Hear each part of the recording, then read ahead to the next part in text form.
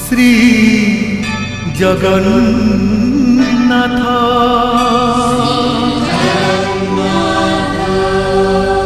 श्री जगन्नाथ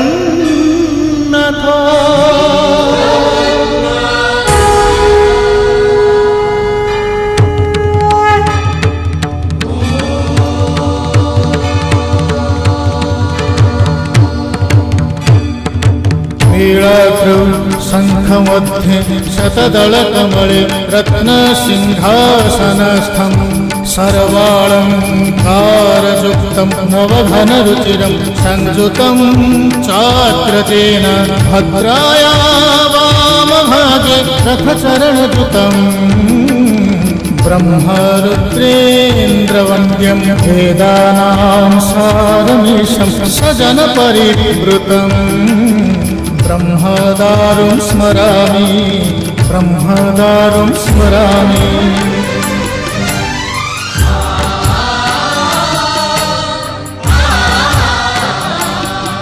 तुम्हें अनंत क्षय हे जगन्नाथ तुम्हें अव्यक्त अक्षर हे जगन्नाथ निज इच्छारु सृजिल हे जगत आदि नाही जे तुमर नाही अंत तुम्हें पवित्र ओंकार चिर सत्य नील सिंधु तीरे नीलाचल तहि विराजित बड़ देउल तारु ब्रह्म रूपे हे विश्व पालन उड़ा पताका पतित पावन सत्य धर्म न्याय परिसंस्थापित भक्तर तुमे होइछ हे नाथ श्री जगन्नाथ श्री जगन्नाथ जगन्नाथ श्री जगन्नाथ श्री जगन्नाथ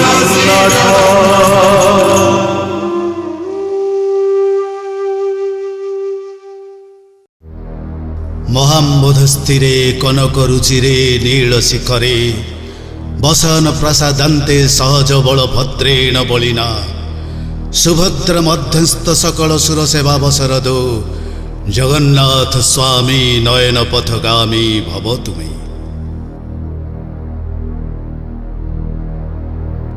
जाहांको कथा कहूथिले गाउथिले भजुथिले सरेनी जाहांको देखुथिले आखिरे पलक पड़ेनी जाहांको कथा शुणुथिले मन थकी पड़ेनी से हेउछंती जगतर नाथ जगन्नाथ। कुहा जाए हजार हजार वर्ष तपस्या कले भी जहांकर कृपा मिले ना से जे केतबेले काहा उपरे कृपाजल वर्षण कर दियंती से कथा कहि हुएनी से तो समस्त कार्य और कारण उपरे से इच्छामय ता नहेले विश्ववसु भली जने शबर उपरे तांकर अनेक अनुकंपा वृष्टि हेई न थांता। विश्ववसु जाति रे शबर वृत्ति रे जाजाबर गोटाए शबर दलर से दलपति भाई माने आस समस्ते तार ए दल को धरी केते ग्राम नगर नदी पर्वत चारिआडे घूरी बुले शबर माने सेमानंकर परिवार को धरी निजर दलपति संगरे घूरी बुलंती दरकार पड़िले शिकार करती ता नहेले बण जंगल रे फलमूल जड़ीबूटी संग्रह करी ग्राम मानकरे बिक्री करी जीविका निर्वाह करती कौनसी गोटे जगार सेमाने स्थिर हेई रहंती नाही सकाळ हेले चालिबा आरंभ करती सूर्य डुबिबा मात्रे सेमाने जोठी पहुंची थांती सेठी निजर आश्रय खोजी नियंती नदीकूल प्रांतर पहाड़ तड़ किछि बाछ विचार न थाए सेमानंकर किंतु लोकालय ठारू दूरे रहंती सेमाने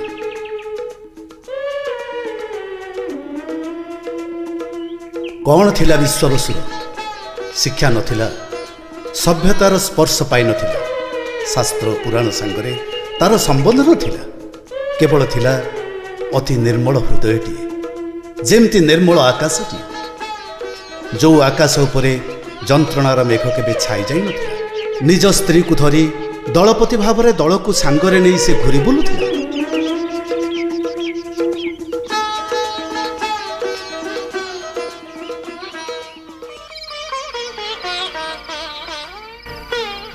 କେତେ ବର୍ଷ କେତେ ଯୁଗ ବିତିଗଲା, ସେମାନେ କେବଳ ଚାଲିଛନ୍ତି। ଏ ଚାଲିବାରେ ଶେଷ ନାହିଁ, କେବଳ ଅପେକ୍ଷା ସେଇ ନିର୍ଦ୍ଦେଶକୁ। ଯେଉଁଦିନ ଆଦେଶ ମିଳିବ, ବିଶ୍ୱାବସୁ ତୁମେ ଏଇଠି ସ୍ଥିର ହୁଅ, କିନ୍ତୁ ସେ ନିର୍ଦ୍ଦେଶ କେବେ ମିଳିବ? କେବେ? ଦିନକର କଥା, ରାତି ହେଇଯାଇଛି। କୌଣସି ଏକ ଖୋଲା ପ୍ରାନ୍ତରରେ ବିଶ୍ୱାବସୁ ଏବଂ ତାର ଦଳ ବିଶ୍ରାମ ନେଉଥାନ୍ତି।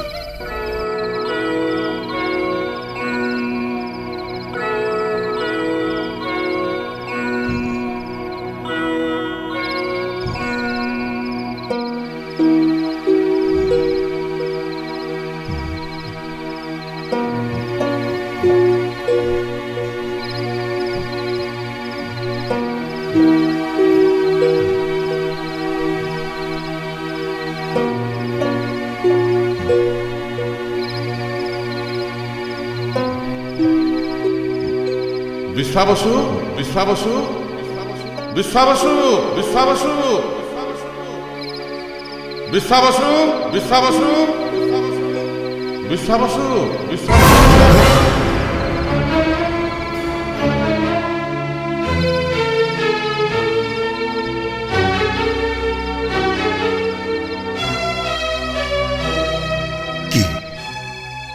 किए डाकिला मते जेमिति खूब दूर थे मत कि डाकुला कहीं केही तो कुआडे नांती। ये कौन मो मनर भ्रम?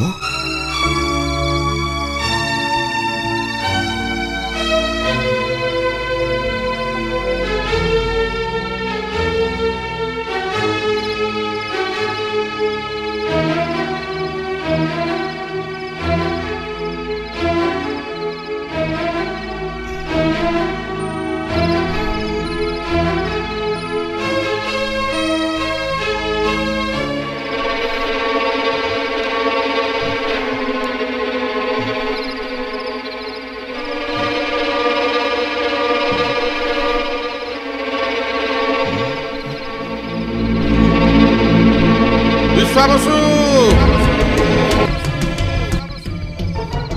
विश्वावसु विश्वावसु विश्वावसु तुमर एवं तुम दलर जाजाबर जीवन शेष होइछि। तुम पाई अन्य कर्तव्य अपेक्षा करि रहिछि। समग्र सृष्टि रे तमे होउछ एकमात्र मानव जहा पाई ए कर्तव्य निर्दिष्ट होई रहिछि। मो कथा सुन विश्वावसु, राति पाहि आसिलानि। पूर्व आकाश रे सिंदूरा फाटिबाकू आ बेसी डेरी नहीं। तापरे सूर्य आकाश रे देखा देबे। तुमे सूर्यंक आड़क मुह करी तुम दल सहित चलवा आरंभ कर। देखिब जो दृश्य तुमे वर्तमान देखुच, ठीक सही भली स्थानर संधान तुमे पाइब। तुमे सेठी पहुंच विश्वावसु, आ परवर्ती निर्देश को अपेक्षा कर।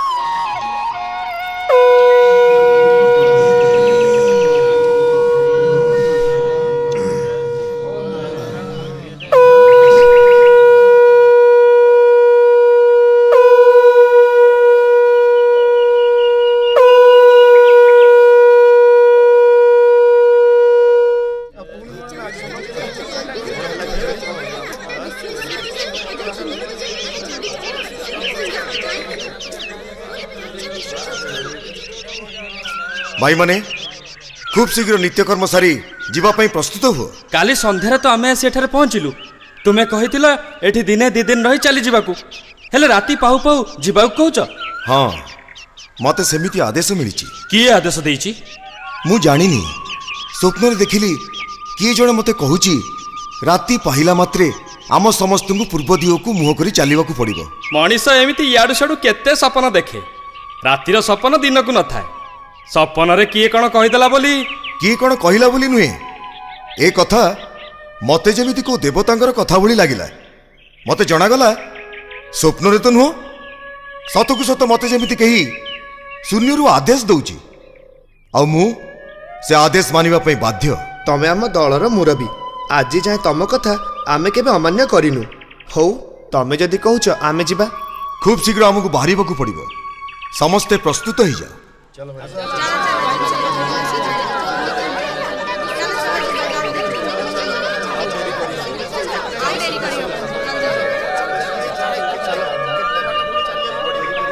चलो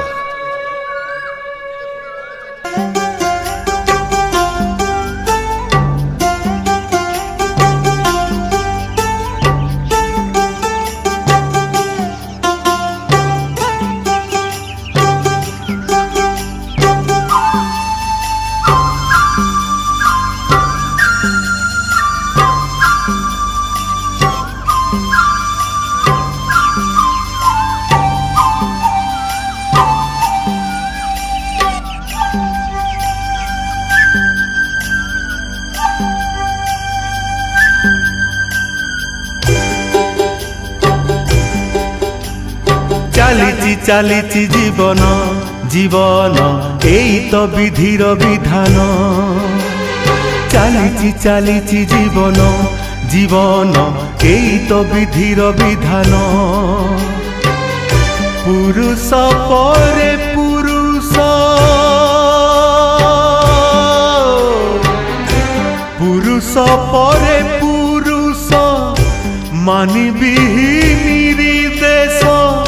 चालुची सरे ना हेले बाटन्तहीन।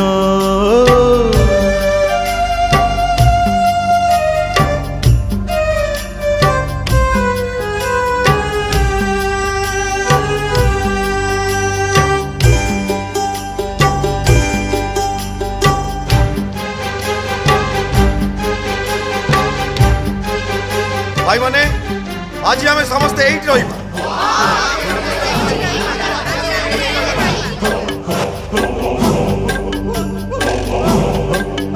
चल चल सबोर चाल रे, चल चल सबोर चाल रे, चल चल सबोर चाल रे, चल चल सबोर चाल रे।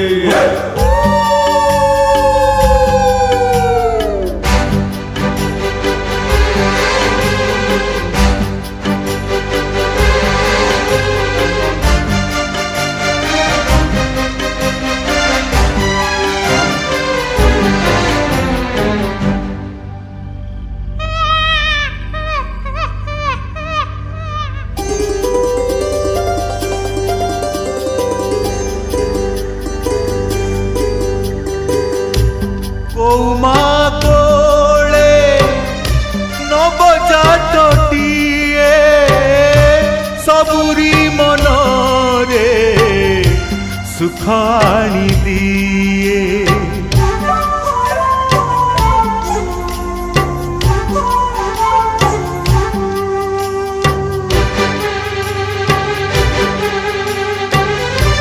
आउ पुणी को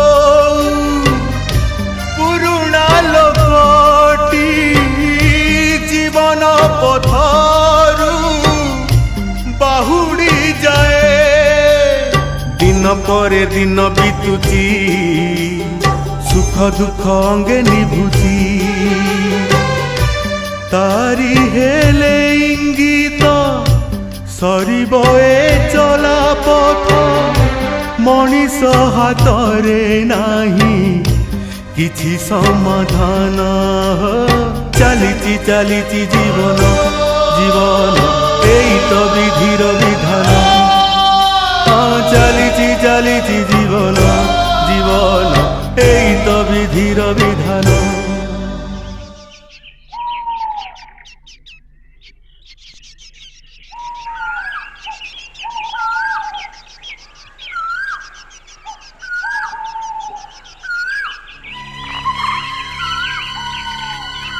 ସେଦିନ ସପନରେ ଠିକ୍ ଏମିତି ପର୍ବତଟିଏ ଦେଖିଥିଲି, ଏମିତି ବଣ, ଏମିତି ନଦୀ କୂଳ। ତାହେଲେ ଏଇଠି ପହଞ୍ଚିବା ପାଇଁ କ'ଣ ମୁଁ ନିର୍ଦ୍ଦେଶ ପାଇଥିଲି? ଏଇଟା କ'ଣ ସେଇ ଜାଗା? ଏମିତି ଠିଆ ହେଇ ପଡ଼ିଲ ଯେ କ'ଣ ଭାବୁଛ? ପଦ୍ମାବତୀ, ସେଦିନ ସପନରେ ମୁଁ ଯାହା ସବୁ ଦେଖିଥିଲି ମତେ ଲାଗୁଛି ଏଇ ଠିକ୍ ସେଇ ଜାଗା। ଯଦି ଆମେ ସେଇଠି ପହଞ୍ଚି ଯାଇଛେ ତାହେଲେ କ'ଣ କରିବା? ନାଇଁ, ଆଉ ତ କିଛି ନିର୍ଦ୍ଦେଶ ମୋ ପାଇଁ ନଥିଲା। ତା ଛଡ଼ା ଏବେ ତ ସୂର୍ଯ୍ୟ ଅସ୍ତବାକୁ ବସିଲେଣି, ଆଉ ଟିକେ ପରେ ଅନ୍ଧାର ମାଡ଼ି ଆସିବ। ମୁଁ ଜାଣିପାରୁନି ଏବେ ଆମେ କ'ଣ କରିବା। ଆଜି ରାତି ଏଇଠି ରହିଯିବା, ସକାଳ ହେଲେ ଯାହା ହବ ତମେ ଚିନ୍ତା କରି କହିବ। ତମେ ଠିକ୍ କହିଛ, ଆଜି ରାତିଟା ଆମେ ଏଇଠି ବିତେଇଦବା। ଶୁଣ ଭାଇମାନେ, ଆଜି ରାତିଟା ଆମେ ଏଇ ନଦୀ କୂଳରେ ରହିବା। ସକାଳ ହେଲେ କ'ଣ ପୁଣି ଚାଲିବାକୁ ପଡ଼ିବ? ଆଗ ସକାଳ ହଉ, ତାପରେ ଚିନ୍ତା କରିବା। ବଣଟା ଏଇ ପାଖରେ, ବାଘ ଭାଲୁଙ୍କ ଉପଦ୍ରବ ବି ଅଛି। ଯାହା ହେଲେ ବି ରାତିଟା ତ କୁଆଡ଼େ ଯାଇ ହବନି। ଆଜି ରାତିଟା ଏଇଠି କଟେଇବାକୁ ପଡ଼ିବ। ଆଉ ଆମ ଯୁବକମାନେ ରାତି ସାରା ଉଜାଗର ରହି ଆମକୁ ଜଗି ରହିବେ।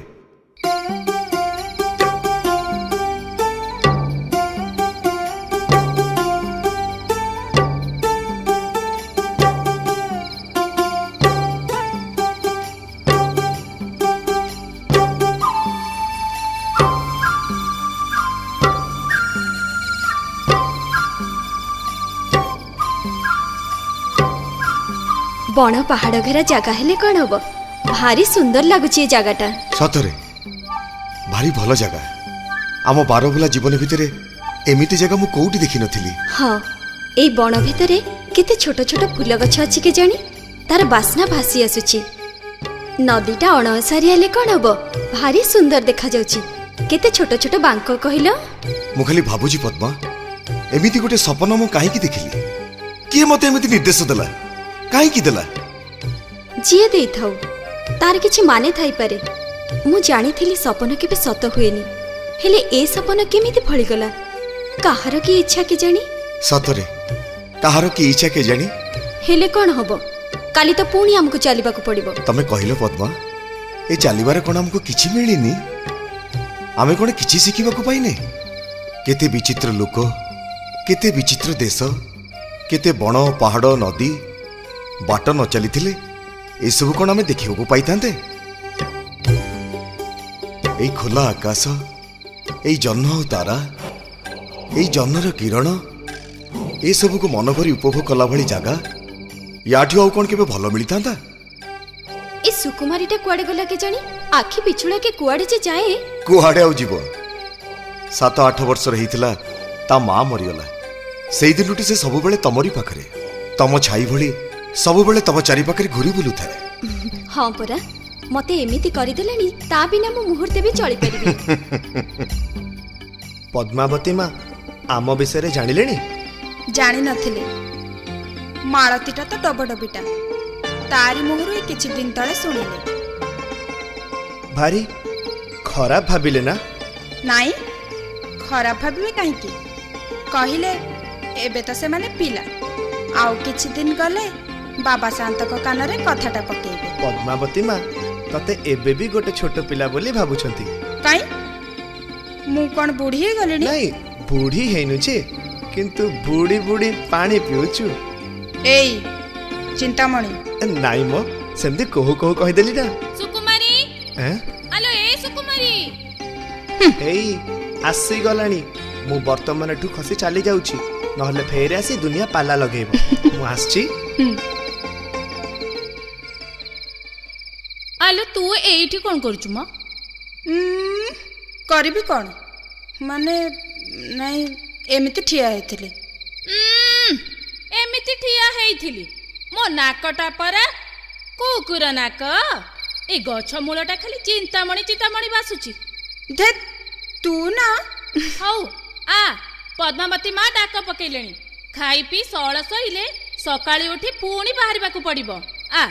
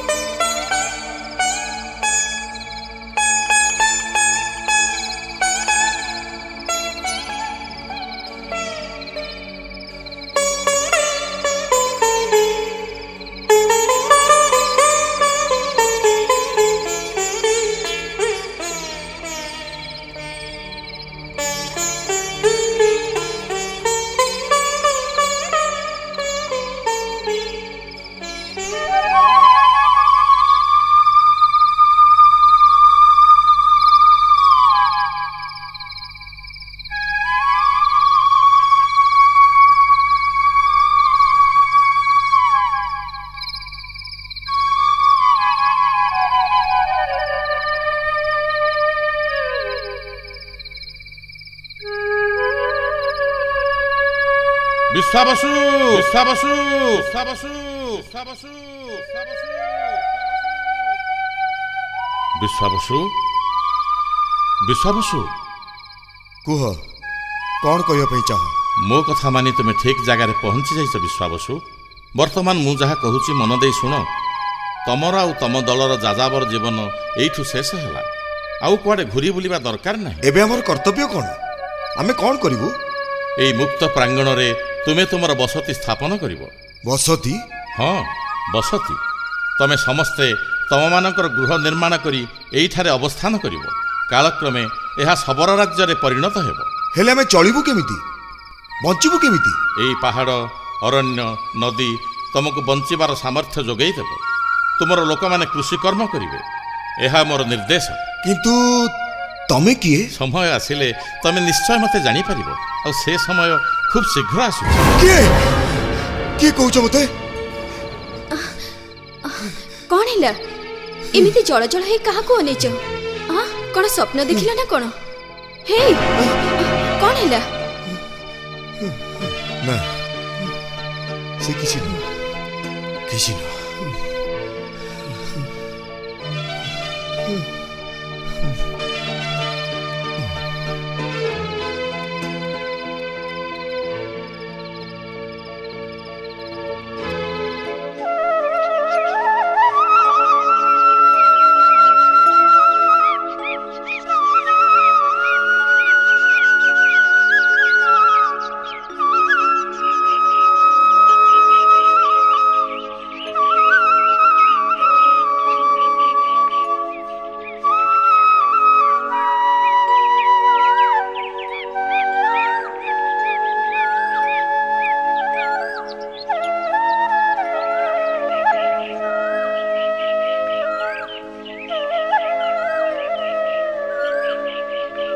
ଏଠି ଏକା ବସି କ'ଣ ଭାବୁଛ?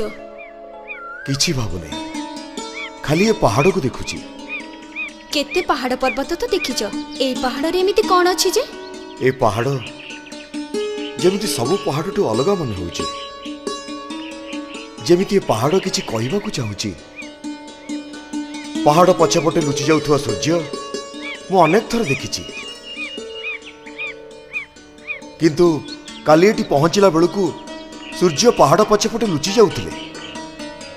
ହେଲେ ପାହାଡ଼ ଉପରେ ଯେଉଁ ସୂର୍ଯ୍ୟକିରଣ ବିଞ୍ଚି ହେଇ ପଡ଼ୁଥିଲା, ସେ ଏକାବେଳକେ ଅଲଗା ଲାଗୁଥିଲା। ମନେ ହେଉଥିଲା ଏ ପାହାଡ଼ ଯେମିତି ଧ୍ୟାନରେ ବସି ରହିଥିବା ଜଣେ ଋଷି। ତମେ ବି କେମିତି ଅଲଗା ହେଇଯାଇଛ। ଆଗରୁ କେତେ ଚଞ୍ଚଳ ଥିଲ, ହେଲେ କାଲି ରାତିଠୁ ଦେଖୁଛି କ'ଣ ଯେମିତି କିଛି ଚିନ୍ତାରେ ବୁଡ଼ି ଯାଇଛ। କାଲି ରାତିରେ ବି ମୁଁ ସ୍ୱପ୍ନ ଦେଖିଛି। ସେ କଥା ତ ମୋତେ କହିନ, କ'ଣ ସ୍ୱପ୍ନ ଦେଖିଲ? ସେ ଅଶରୀରୀ ମୋତେ କହୁଛନ୍ତି, ବିଶ୍ୱାବସୁ, ଆଜିଠୁ ତମର ଏବଂ ତମ ଦଳର ଯାଯାବର ଜୀବନ ଶେଷ ହେଲା।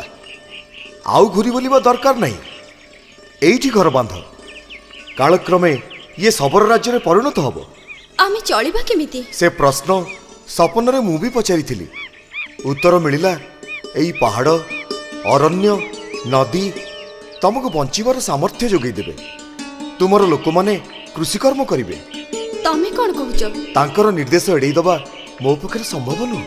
ଆମ ଦଳ ଲୋକ ଏକଥା ମାନିବେ ତ? ଯଦି ନ ମାନନ୍ତି ସେମାନେ ଆମକୁ ଛାଡ଼ି ଚାଲି ଯାଆନ୍ତୁ, କିନ୍ତୁ ଆମକୁ ଏଠି ରହିବାକୁ ପଡ଼ିବ। ଆମ ପାଇଁ ଏ ଯାଯାବର ଜୀବନ ଏବେଠୁ ଶେଷ ହେଲା।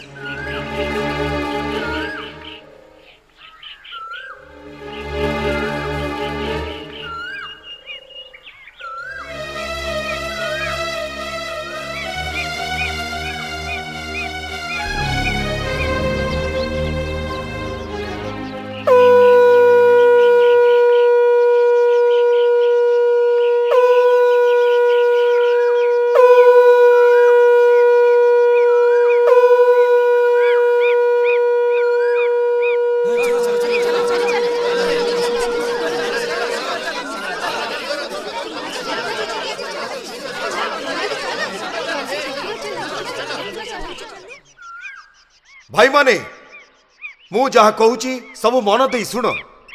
काली राति रे मु पुणी सपन रे निर्देश पाइची।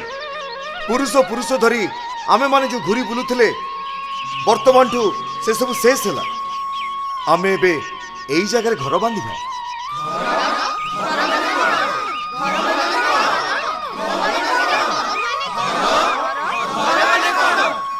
चारि पाखरे चारोटी कांथ, मुंड ऊपर छपर, सेही होची घर। तापरे कौन हबो? आमर गोटे राज्य हबो, गोटे संस्कृति गढ़ी उठिबो, सबर संस्कृति। आमे कृषि करिबा, ए नदी हमकु जल दबो, ए अरण्य हमकु फल दबो। आमे जानिचु राज्य हेले राजाटिए दरकार, जी हमकु शासन करिवो आ पालन करिवो। से कथा परे विचार करिबा। आगे तमने कहो, मो कथारे तमने राजी कि ना? तमे आम मुखिया, तमे जहा कहिच आमे माने सब पाଳି आसीछु। आज तमे जेतेबेले कहूच आमे सेया ही करिबु। आमे माने घर बांधिबु। ता छडा तमे जेतेबेले आमर मुखिया, तमे ही हबो आमर राजा। जय सबराज विश्व उसुंकर, जय सबराज विश्व उसुंकर, जय सबराज विश्व उसुंकर। जदि समस्तकर से इच्छा तले सेया ही हबो। तेबे चलो आ विलंब न करी आमे समस्त निज पई घर तैयारी करिबा।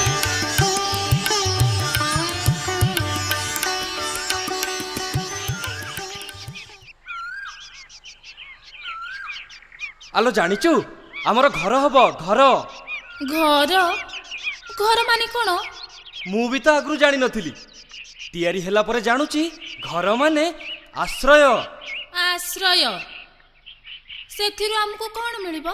खरा, वर्षा, शीत, काकर, जीवजंतु भयरु सी हमको रक्षा करिवो। जा हो मो पिला घर भितरे जन्म हबो, ताकू आउ बाघ टाणी नबनी कि किछि भी रोग हबनी।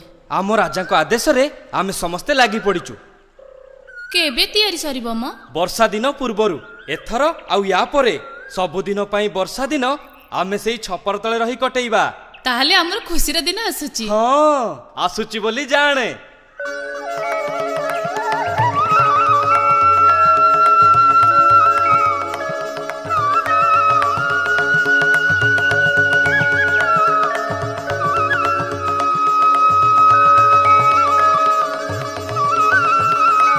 जय सबराज विश्व उसुंकर, जय सबराज विश्व उसुंकर, जय सबराज विश्व उसुंकर। विश्ववसुଙ୍କ କଥା ଅନୁସାରେ ଘରମାନ ତିଆରି ଆରମ୍ଭ ହୋଇଗଲା। ଗଢ଼ି ଉଠିବାକୁ ଲାଗିଲା ଶବରପଲ୍ଲୀ, ରାଜ ଉଆସ, ରାଜସଭା ପ୍ରାଙ୍ଗଣ। ଶବରମାନଙ୍କ ସମ୍ମତିରେ ବିଶ୍ୱାବସୁ ହେଲେ ଶବରରାଜ ବିଶ୍ୱାବସୁ, ପଦ୍ମାବତୀ ହେଲେ ରାଣୀ। ନୀତି ନିୟମ ଶୃଙ୍ଖଳା ତିଆରି ହେବାକୁ ଲାଗିଲା। ଯେଉଁମାନେ ଦିନେ ଯାଯାବର ଭଳି ଘୁରି ବୁଲୁଥିଲେ ସେମାନେ ସ୍ଥିର ହୋଇ ଏକ ନୂତନ ଶବର ସଂସ୍କୃତି ଆରମ୍ଭ କଲେ।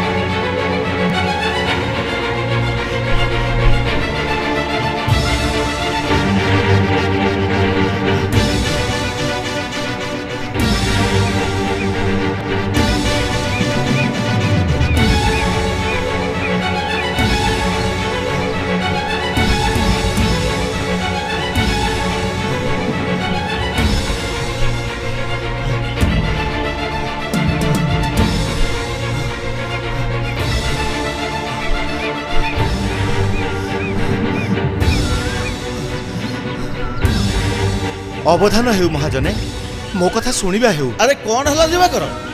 ବାଚସ୍ପତି ମହୋଦୟ, ହୋମ ପାଇଁ ସମିଧ ସଂଗ୍ରହ କରିବାକୁ ମୁଁ ଆଜି ବଣକୁ ଯାଇଥିଲି। ସମିଧ ସଂଗ୍ରହ କରି ଫେରୁଛି, ଯାହା ଦେଖିଲି। କ'ଣ ଦେଖିଲ? ବହୁତ ସଂଖ୍ୟାରେ ପୁରୁଷ ସ୍ତ୍ରୀ ଅରଣ୍ୟ ବାହାରେ ନଦୀ କୂଳରେ ଘର ତିଆରି କରିବାରେ ଲାଗିଛନ୍ତି। କିଏ ସେମାନେ? ସେମାନଙ୍କ ବିଷୟରେ ମୁଁ କହିପାରିବିନି। ସେମାନଙ୍କ ବେଶଭୂଷା ବଡ଼ ବିଚିତ୍ର। ସେମାନେ ଆମ ଅଞ୍ଚଳର ଲୋକ ପରି ଦେଖାଯାଉନାହାନ୍ତି। ଅବଶ୍ୟ ସେ ସ୍ଥାନ ଆମ ଗ୍ରାମଠାରୁ ଦୂରରେ। ବାଚସ୍ପତି ଆପଣେ ଦିବାକର ଯାହା କହୁଛି ସେ ଚିନ୍ତାର ବିଷୟ। ଶାସ୍ତ୍ରରେ ଅଛି ଅଜ୍ଞାତ କୁଳଶୀଳସ୍ୟ ବାସୋଦେୟଂ ନ କର୍ତ୍ତବ୍ୟମ୍। ଆମେ ବାସ କୋଉଠି ଦଉଛୁ? ସେମାନେ ତ ନିଜ ବାସ ନିଜେ ତିଆରି କରୁଛନ୍ତି। ଓହୋ, ତୁମେ ବୁଝୁନ କାହିଁକି ବିରଞ୍ଚି? ଅଜଣା ଅଶୁଣା ଲୋକ, ସେମାନଙ୍କ ସ୍ୱଭାବ ଚରିତ୍ର କ'ଣ? ସେମାନେ ଯଦି ଚୋର ତସ୍କର ହୋଇଥାନ୍ତି ତାହେଲେ ଆମ ଗାଁ ନିରାପଦରେ ରହିବ ତ? ତାହେଲେ ତୁମେ କୁହ କ'ଣ କରାଯିବ? କିଛି କରିବା ଦରକାର ନାହିଁ, କିନ୍ତୁ ତାଙ୍କ ବିଷୟରେ ସବୁ କଥା ଜାଣି ସାରିବା ପରେ ଆମ ସମସ୍ତଙ୍କୁ ସାବଧାନ ରହିବା ନିହାତି ଆବଶ୍ୟକ। ତାହେଲେ ସେମାନଙ୍କ ପାଖକୁ ଯାଇ ସବୁ ବିଷୟ ଜାଣିବା ଦରକାର। ଉତ୍ତମ, ଚାଲ ଆମେ ସମସ୍ତେ ସେଇଠିକି ଯିବା। ହଁ ଚାଲ। ହଁ, ଆସନ୍ତୁ ଆଜ୍ଞା।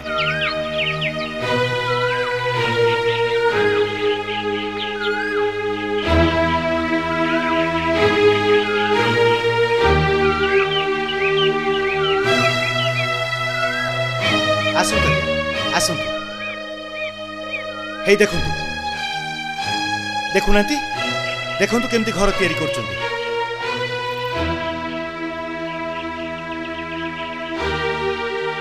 କାହାକୁ ଖୋଜୁଛନ୍ତି ଆଜ୍ଞା?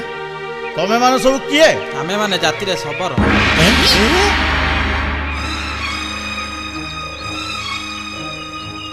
ଶବର? କିନ୍ତୁ ମୁଁ ତ ଯାହା ଜାଣିଛି ଶବର ମାନେ ଏ ସ୍ଥାନରୁ ସେ ସ୍ଥାନକୁ ଘୁରି ବୁଲନ୍ତି, ଆଉ ତମେ ମାନେ ଏଠି ଘର ତିଆରି କରୁଛ ଯେ? ଆମେ ଜାଣିନୁ ଆଜ୍ଞା, ଆମ ରାଜାଙ୍କୁ ସେ କଥା ପଚାରନ୍ତୁ। ରାଜା? ହଁ ଆଜ୍ଞା, ଯେତେବେଳେ ଘୁରି ବୁଲୁଥିଲୁ ସେ ଆମର ମୁଖ୍ୟ ଥିଲେ। ଏବେ ଆମେ ତାଙ୍କୁ ଆମର ରାଜା କରିଛୁ। ସେ ଶବର ମାନଙ୍କର ରାଜା ବିଶ୍ୱାବସୁ। ସେ କାହାନ୍ତି?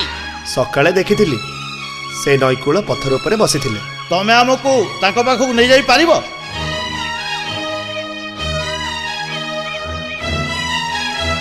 ଆସନ୍ତୁ ଆଜ୍ଞା।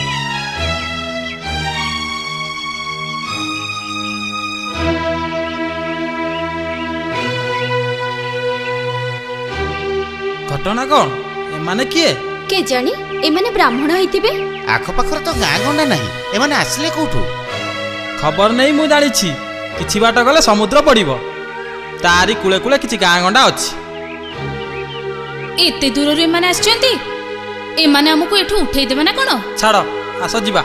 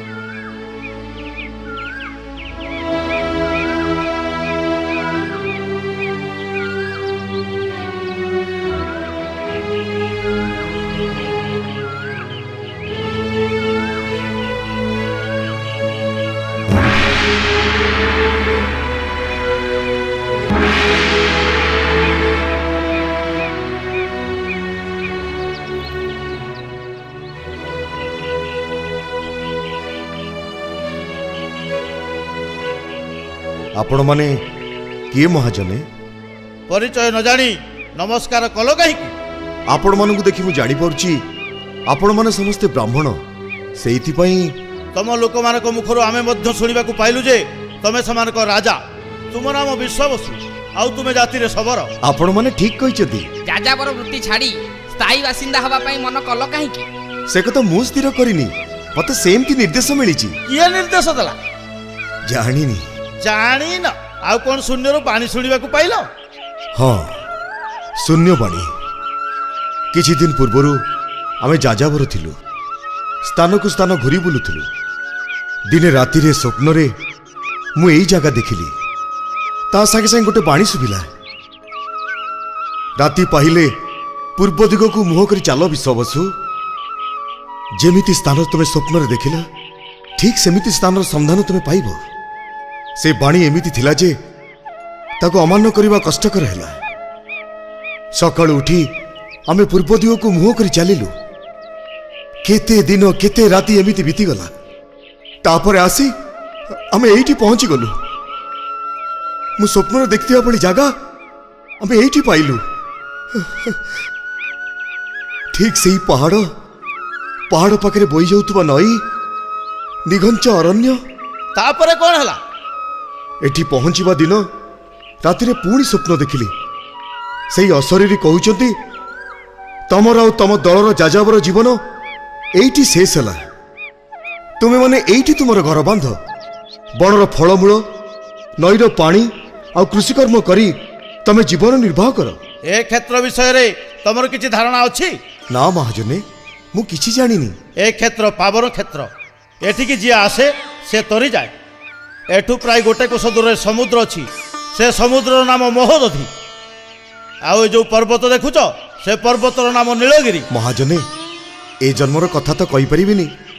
ପୂର୍ବ ଜନ୍ମର କୋଉ ସ୍ୱୀକୃତି ବଳରୁ ଆଜି ଏ ସ୍ଥାନ ମତେ ମିଳିଛି। ଯଦି କିଛି ଖରାପ ନ ଭାବନ୍ତି ତାହେଲେ ଗୋଟେ କଥା ପଚାରନ୍ତି। ପଚାର। ମୋ ଜାଣିବାରେ ଆଖପାଖରେ ତ କୋଉଠି ଗ୍ରାମ ନାହିଁ। ଆପଣମାନଙ୍କର ନିବାସ କୋଉଠି? ଆମ ଗ୍ରାମ ଏଇଠୁ ଅଧକୋଶ ଦୂର ମାତ୍ର। ଆମେ ସମସ୍ତେ ବିଷ୍ଣୁ ଭକ୍ତ ବ୍ରାହ୍ମଣ। ଯଜନ, ଯାଜନ, ଯଜ୍ଞ ଏଇ ହେଉଛି ଆମର କର୍ମ। ବହୁ ବର୍ଷ ଧରି ଏ ଜାଗା ଏମିତି ଖାଲି ପଡ଼ିଥିଲା। ସ୍ୱପ୍ନାବିଷ୍ଟ ହେଇ ତମେ ଯଦି ଘରଦ୍ୱାର କରିବାକୁ ଚାହୁଁଛ କର, ଆମର ମନା ନାହିଁ। ହେଲେ ଯାହା କରିବ ଆମଠୁ ଦୂରତା ରକ୍ଷା କରି କରିବ। ମହାଜନେ, ଆପଣମାନେ ଜାତିଶ୍ରେଷ୍ଠ ବ୍ରାହ୍ମଣ। ଆମେ ଜାତିରେ ଶବର। ଯୋଉ ଦୂରତା କଥା ଆପଣ କହୁଛନ୍ତି ସେ ଦୂରତା ଆମେ ନିଶ୍ଚୟ ରକ୍ଷା କରିବୁ। ଉତ୍ତମ। ଏତକ ରକ୍ଷା କରିପାରିଲେ ତମ ସହିତ ଆମର କୌଣସି ବିବାଦ ରହିବ ନାହିଁ। ପ୍ରଣାମ ମହାଜନେ। ଚାଲ ସମସ୍ତେ।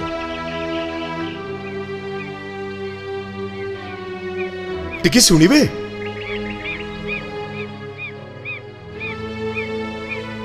ଆଉ ଗୋଟେ ପ୍ରଶ୍ନ ମହାଜନେ। କଣ?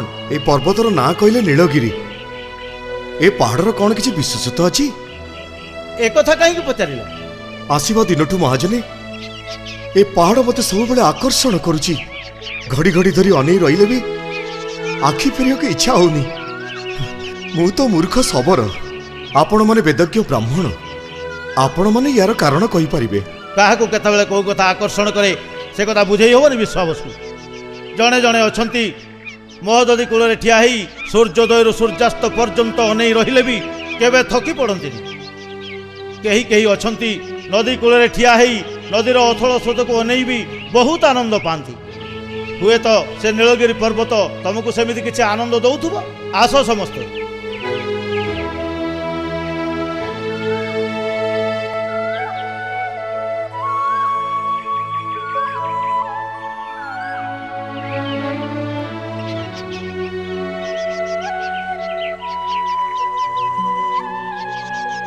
ନୀଳଗିରି। ରାଣୀମା, ରାଣୀମା, କଣ ହେଲା ରାଣୀମା? ମାଳତୀ, ମାଳତୀ, କଣ ହେଲା? ଜଲ୍ଦି ପାଣି ନେଇ ଆସ। ରାଣୀମାଙ୍କର ବାନ୍ତି ହଉଛି। ନଉଛି ନଉଛି।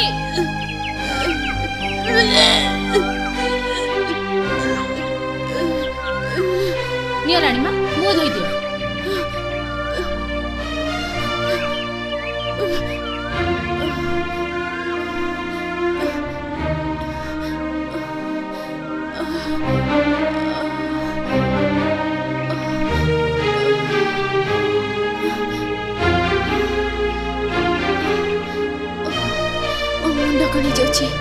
ମୁଣ୍ଡ କଣ ହେଇଯାଉଛି? ହବ ରାଣୀମା, ଏ ସମୟରେ ଏମିତି ହବ। ସୁକୁମାରୀ, ରାଣୀମାକୁ ନେଇଯା ପଲଙ୍କରେ ଶୁଆଇ ଦେ। ହଁ ହଁ।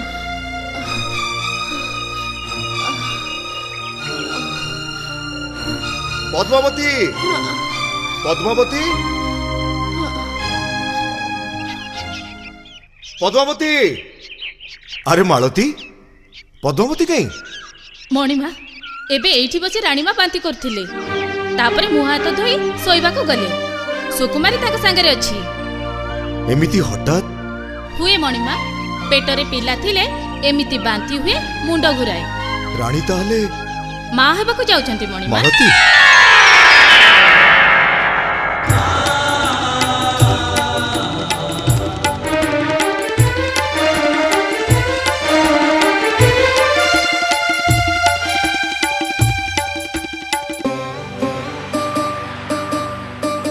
জগতর নাথ জগন্নাথ বিন্দু ঠারু সিন্ধু তুমে সর্বব্যাপ্ত আপনা ইচ্ছারে অধা গঢ়া হই বসি অছাহে নীলাদ্রি গোসাই ভাবরে